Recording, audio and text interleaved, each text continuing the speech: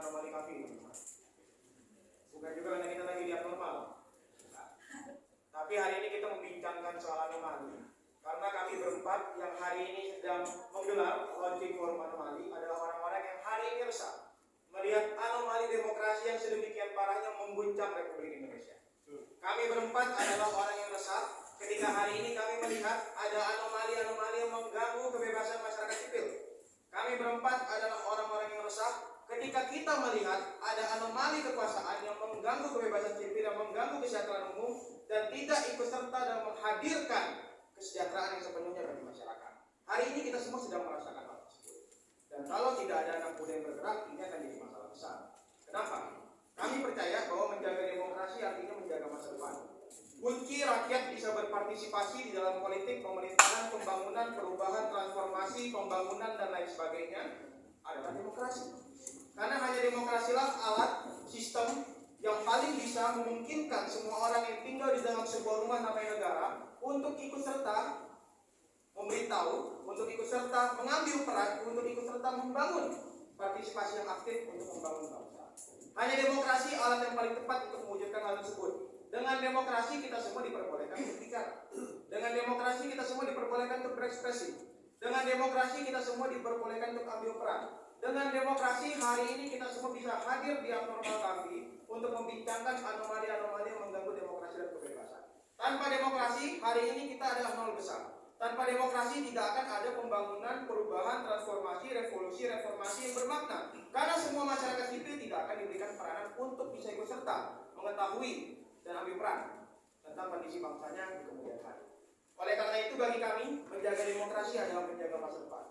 Tidak mungkin kita bisa mempertahankan masa depan dan menghadirkan masa depan yang baik paripurna jika demokrasi hari ini tergerus sampai ke akar-akarnya. Tidak mungkin hari ini kita bisa merayakan masa depan yang baik di kemudian hari jika demokrasi hari ini sedang tidak mendapatkan tempat yang baik. Tidak mungkin anak cucu kita atau bahkan kita sendiri 20, 30, 40 tahun lagi bisa merasakan infrastruktur yang baik, bisa merasakan trotoar tempat berjalan di akses publik yang baik, bisa merasakan fasilitas publik yang maksimal, akses kesehatan yang mumpuni, bisa berbicara dengan maksimal, dengan bebas, bisa mengkritik, bisa membangun bangsa tanpa demokrasi. Sehingga menjaga demokrasi artinya menjaga masa depan. Siapa yang paling pantas untuk menjaga masa depan? Yang punya masa depan. Yang punya masa depan adalah orang-orang yang hari ini adalah kaum muda. Saya tidak suka pakai kata anak-anak muda, karena orang muda belum tentu anak-anak. Dan tidak semua orang tua harus panggil kita anak muda. Karena berusia muda bukan berarti berpikiran dan bertingkah laku seperti anak-anak. Banyak juga orang tua hari ini lebih anak-anak daripada anak-anak.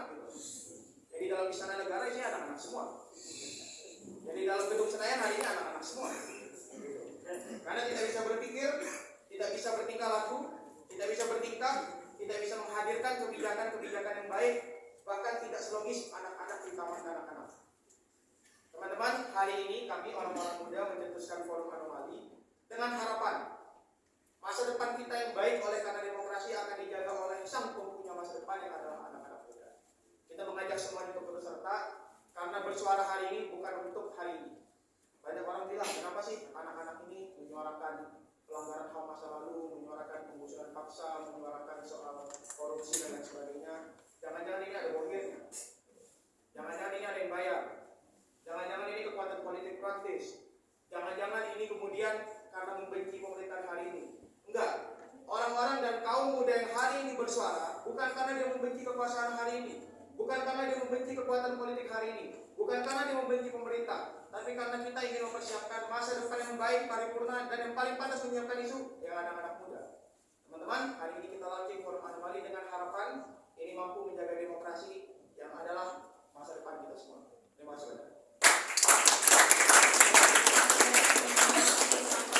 Juga semangat sekali ya di Bang Melki menyampaikan bahwasanya memang menjaga demokrasi ini adalah menjaga masa depan kita semua. Sekali lagi tepuk tangan buat Bang Melki sudah kuat untuk menyampaikan semangat demokrasi ini.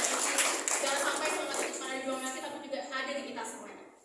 Baik, selanjutnya karena tadi sudah mendengarkan semangat dari Bang Melki, kita dengarkan komitmennya nih para calon-calon pemimpin Indonesia. Kita dengarkan komitmennya seperti apa dari masing-masing pasangan calon yang sekarang akan kita mulai dari pasangan calon nomor urut 1 Amin yang akan diwakilkan oleh Bang Grady Nagara Sapa Muda. Kepada Bang Grady waktu dan tempat dipersilakan. Kita tepuk tangan yang meriah buat Bang Grady.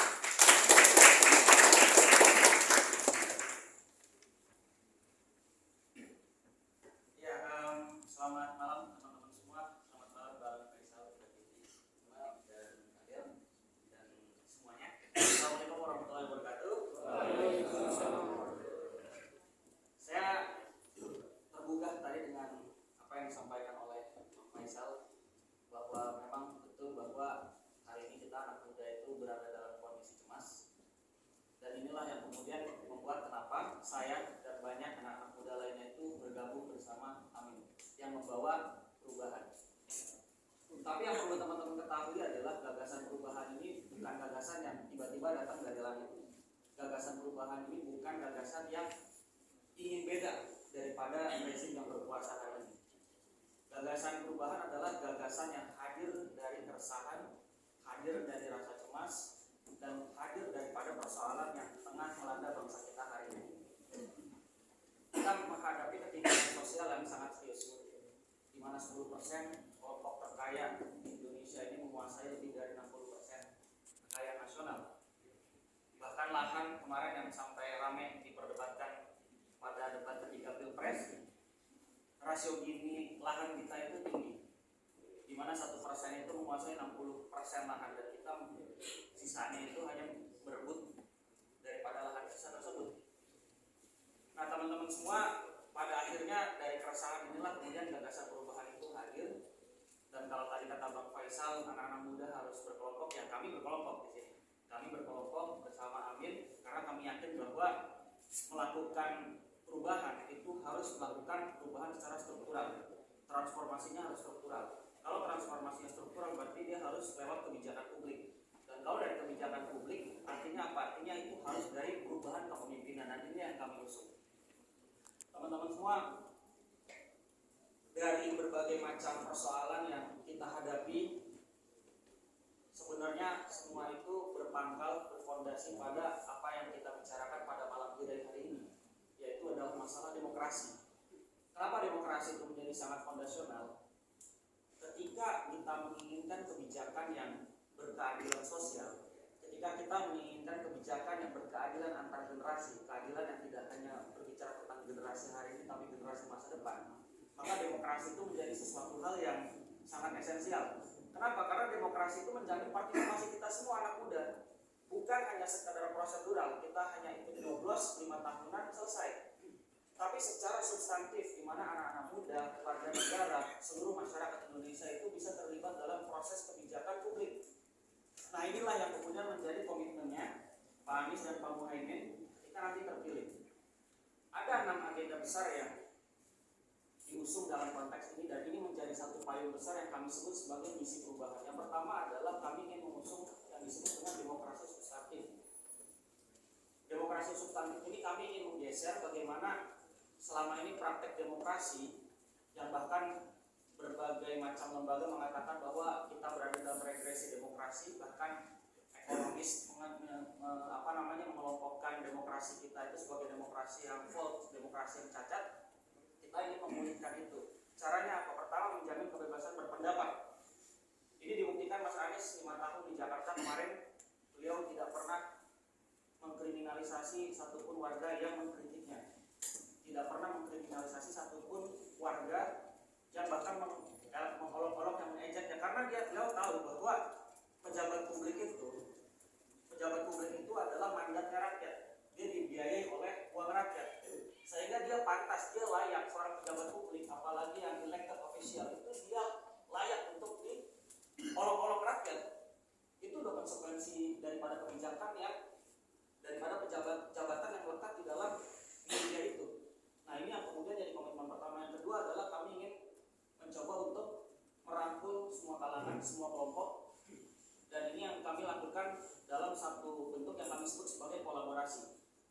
Jakarta kemarin melakukan yang disebut dengan Jakarta Kota Kolaborasi. Kami meyakini bahwa pemerintah itu hanya punya yang disebut dengan otoritas, tapi pengetahuan itu semua orang itu punya pengetahuan yang beragam, bahkan ada expert, ya kan, ada warga kreatif, ada anak-anak muda kreatif yang dia itu punya pengetahuan, dia punya gagasan, dia punya sesuatu hal yang dia tahu bahwa dia itu kebijakan yang dia gagas itu sebenarnya itu baik untuk dia, sehingga itu harus dilibatkan secara formil.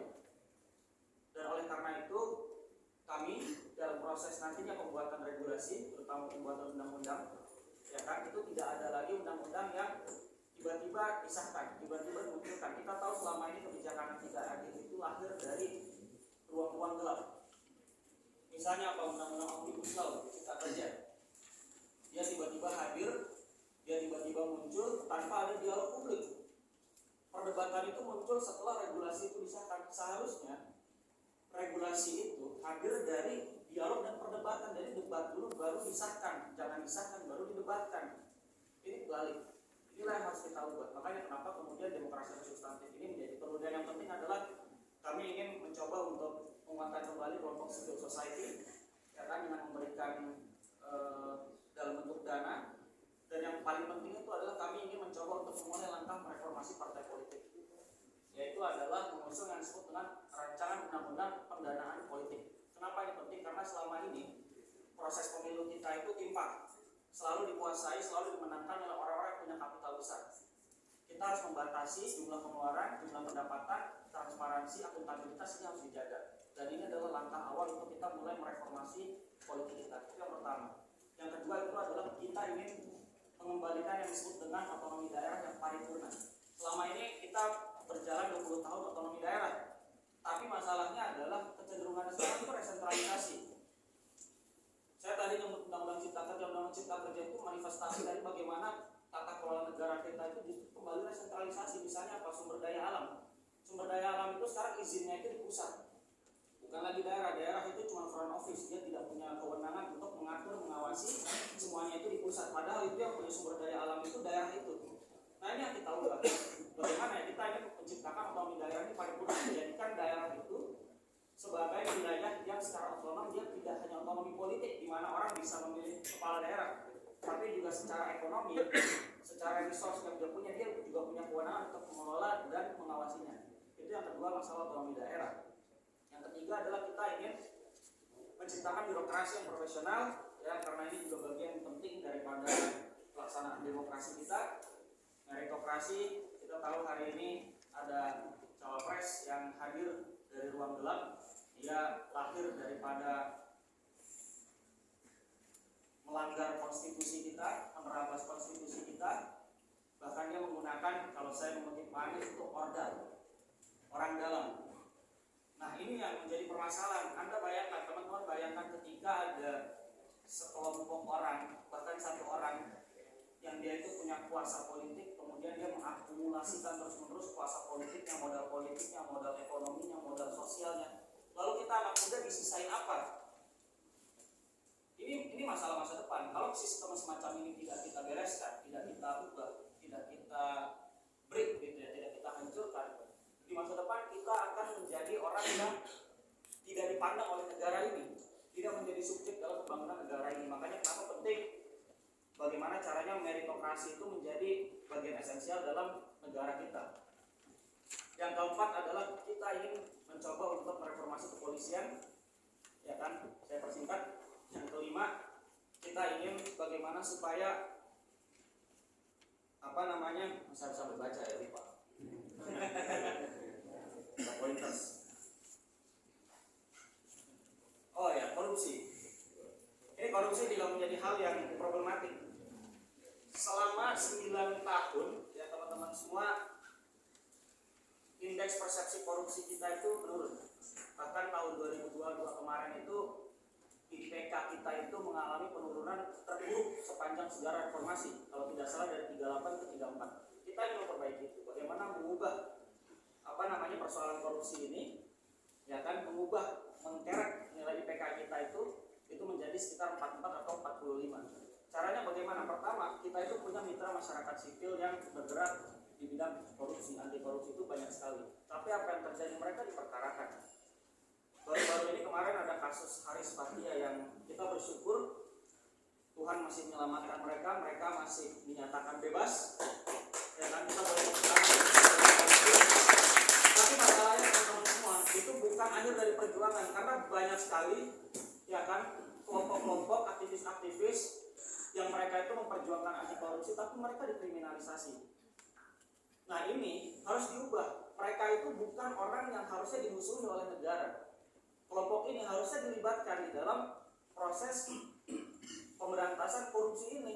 Jadi mereka itu dijadikan sebagai mitra strategis pemerintah untuk memberantas korupsi. Siapa? Ya mereka, aktivis-aktivis anti korupsi. Mereka punya data. Kita tinggal mengintegrasikannya, kita tinggal membangun tata kelolanya. Makanya pemerintah itu harus transparan datanya, harus terintegrasi. Semua masyarakat itu harus bisa akses itu supaya apa? Supaya bisa check and balances, supaya bisa saling mengawasi. Dan yang terakhir teman-teman semua, itu adalah hukum ya.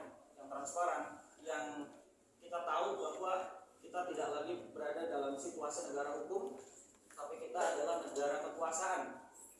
Kita bisa lihat indeks negara hukum secara global Indonesia itu stagnan dalam 10 tahun terakhir. Dan bahkan teman-teman semua, kita menyaksikan hal yang sangat miris, ya kan, ketika lembaga yang kita sebut sebagai Guardian of Constitution itu kemudian diacak-acak, ya kan, kemudian diintervensi secara politik. Padahal seharusnya dia itu bebas daripada kekuasaan. Dan inilah yang kemudian 6 bidang ini yang kemudian menjadi komitmen Pak Anies dan Pak Muhaimin apabila nanti mereka terpilih, dan kami berharap demikian karena at the end lagi-lagi kami teman-teman muda, anak-anak muda, kaum muda gitu ya, kata Melki, di belakang Pak Anies dan Pak Muhaimin ini adalah kaum muda yang sangat menginginkan perubahan, menginginkan negara yang adil, negara yang tidak hanya memikirkan tentang segelintir elit saja, tapi negara yang juga bisa memikirkan bangsanya, bukan hanya hari ini tapi tentang masa depan juga. Dan ini kami berharap ketika demokrasi diperbaiki, maka kebijakan publik ke depan itu bisa lebih adil. Karena apa? Karena warga terlibat, anak muda terlibat, semua bisa mengawasi, bahkan teman-teman kita semua anak muda itu bisa ikut turut berpartisipasi dalam proses perumusan kebijakan publik. Mungkin itu aja teman-teman.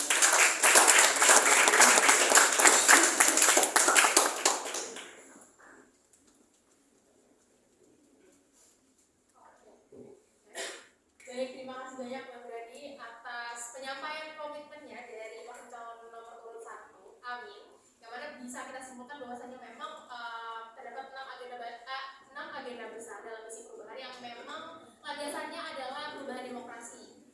Yang harapannya juga bisa kita kawal terus nantinya sampai dilaksanakan komitmennya. Jadi teman-teman semua catat tadi apa yang sudah disampaikan oleh Bang Brady, nanti kita tagih. Oke. Karena tadi sudah disampaikan juga disampaikan juga perspektif dari orang muda, dari tadi ada Bang Melki, kita juga geser satu lagi mengenai perspektif demokrasi yang akan disampaikan oleh Bang Afik selaku Sekjen Sama Para Madinah. Kepada Bang Afik, waktu dan tempat dipersilakan. Semoga ada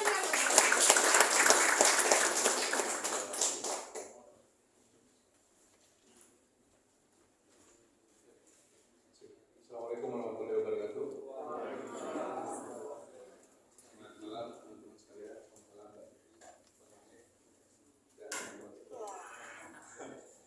Jadi hari ini kita launching forum Mali.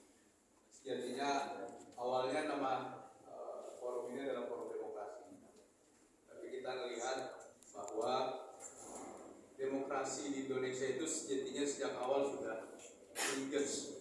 Kalau dulu kita demokrasi desa namanya. Jadi demokrasi di negara kita itu sebenarnya sejak awal sudah ada. Di dekat desa kita namanya demokrasi untuk kedaulatan desa itu sendiri. Tapi kemudian datang bangsa asing, datang kaum asing dengan embel-embel demokrasi, padahal sebenarnya dia datang sebagai feodalisme baru. Nah, itu sebabnya kita merasa bahwa demokrasi seringkali menjadi anomali. Begitu juga ketika kemerdekaan, pasca kemerdekaan 1928 anak muda mengumumkan satu sumpahnya mengikrarkan bahwa kondisi demokrasi kita sejatinya, kondisi negara kita sejatinya diberangus oleh feodalisme. Makanya hanya anak muda yang bisa bicara tentang itu. Begitupun 1945, kita lihat kepemimpinan founding fathers kita itu dengan atas nama demokrasi presidensial, dia memberangus demokrasi itu sendiri. Kita lihat sama-sama 1960 Muhammad Hatta menulis buku judulnya Demokrasi Kita sebagai alarm bahwa demokrasi bukan soal orang, demokrasi bukan soal siapa yang berada di belakangnya, tapi demokrasi soal nilai dan prinsip tentang kedaulatan Indonesia. Itu sebabnya 1960 demokrasi kita yang Muhammad Hatta memberi alarm kepada Soekarno bahwa demokrasi telah diberangus olehnya. 1998, teman-teman juga sama-sama tahu bahwa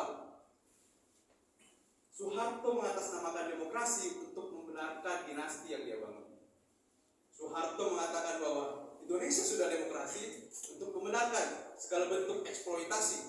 Dan ketidakadilan di dalamnya.